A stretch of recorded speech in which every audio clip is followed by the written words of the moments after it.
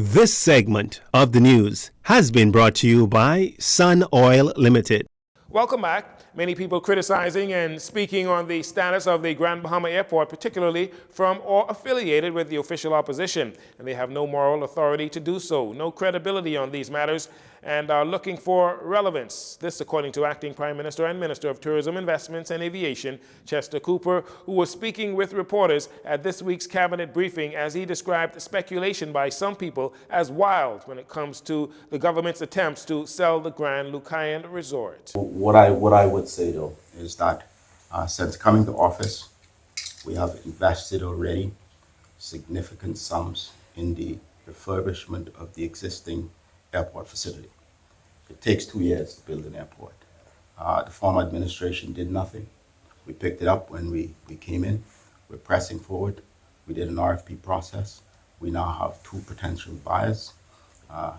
Every sophisticated investor understands very clearly that it takes 2 years to build an airport.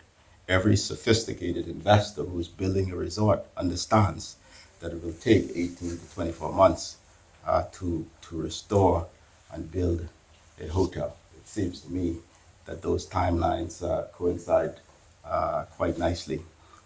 The acting prime minister says he will not speak on the stewardship of the former board of directors, but reassures that the current board of the Freeport Airport Development Company, or FAD, and the government are committed to doing the ongoing refurbishment. We are refurbishing the domestic facility that was there to ensure that when Bahamas Air comes on the 17th, when Sunwing comes later in the month, and we have our guests from Charlotte, North Carolina, and the additional airlift from Florida, and we're putting heads and beds across the island of Grand Bahama that we could facilitate them smoothly. Former chairman of Lucayan Renewal Holdings, Michael Scott, who led the company during the Minnis administration, is reported as saying nobody is going to invest $350 million unless they have an assurance of the airport, adding that he predicted the collapse of the deal with Electra America Hospitality Group, who were set to buy the hotel for $100 million while promising a further investment of $300 million. The 50th Carifta Games will be held here in the Bahamas next year, and the local organizing committee, headed by Lyndon Maycock, crowned former Carifta star athlete Marianne Higgs Clark as the mother of the Games. She was the first of 6 Bahamian athletes to earn the prestigious Austin Seeley Award as the most outstanding athlete of the Games in 1978 when the Bahamas hosted Carifta Track and Field for the second time. In a surprise celebration at the Ministry of Social Services on John F. Kennedy Drive, or that's John F. Kennedy Drive, family and friends of Marianne, along with the Minister of Social Services and Urban Development, O.B. Wilscombe, and Golden Girl Pauline Davis-Thompson, celebrated as she received flowers and praise for her achievements. Minister Wilscombe reminisced of his time as a reporter covering Marianne's races. I had the wonderful opportunity to be calling that race live on the broadcasting. I remember it so well because we had all doubts that we were going to lose. And Marianne put the Bahamas on her back. And she ran with an injured foot.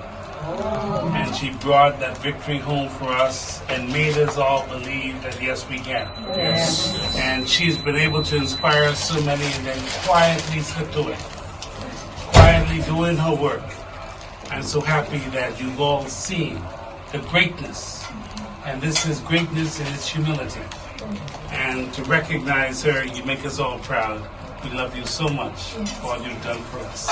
Ms. Higgs Clark, in an interview with JCN News, expressed how honored she felt to be recognized and not forgotten for her accomplishments. Yeah, it was such an honor to be recognized today. I mean, I was totally surprised. I didn't even know what was going on.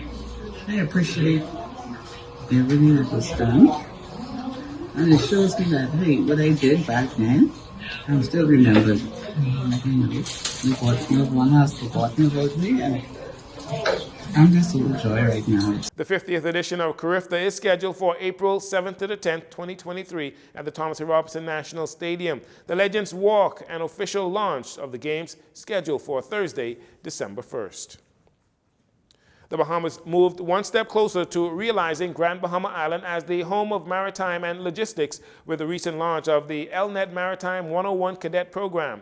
This according to Minister for Grand Bahama, Ginger Moxie, who told the first cohort of students while bringing remarks at the opening ceremony at the LNet Maritime Academy that such initiatives contribute to the future of our young generation and the maritime industry here in the Bahamas. She also said the program will also help with the future economic growth of Grand Bahama. Mrs. Moxie pledged the ongoing support of the Ministry for Grand Bahama.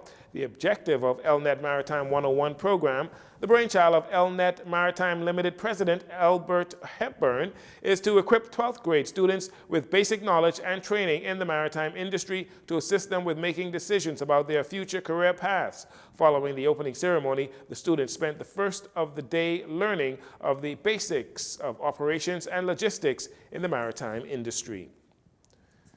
Turnout at the West Grand Bahama District Council Central Government Agency Fair on Saturday, representing 20 government agencies and departments, was well attended and very informative. The agencies were able to get feedback and address concerns, provide assistance, and disseminate vital information to residents on the island. A similar event was held here in the capital at the Marlin Marathon. On hand at the Grand Bahama event were Ministers of Social Services and Urban Development, O.B. Wilscombe, the Member of Parliament for West Grand Bahama and Bimini, and Ginger Moxie, Minister of Grand Bahama and Member of Parliament for Pine Ridge.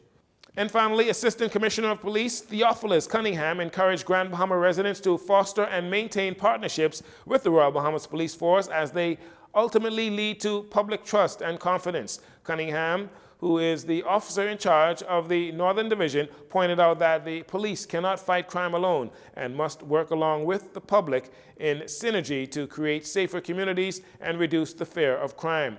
The Assistant Commissioner was bringing remarks at a recent Special Crime Prevention Forum at the St. Paul's Methodist Church on Grand Bahama. Detective Sergeant Lynette Leeden and Woman Detective Constable Ashley Rollins, who are attached to the Sexual Offenses Department, accompanied ACP Cunningham and spoke on the sexual child protection and prevention of sexual offenses. And that'll do it for your JCN Evening News. Once again, I'm Jareno Saunders. Thanks for joining us. This segment of the news has been brought to you by Sun Oil Limited.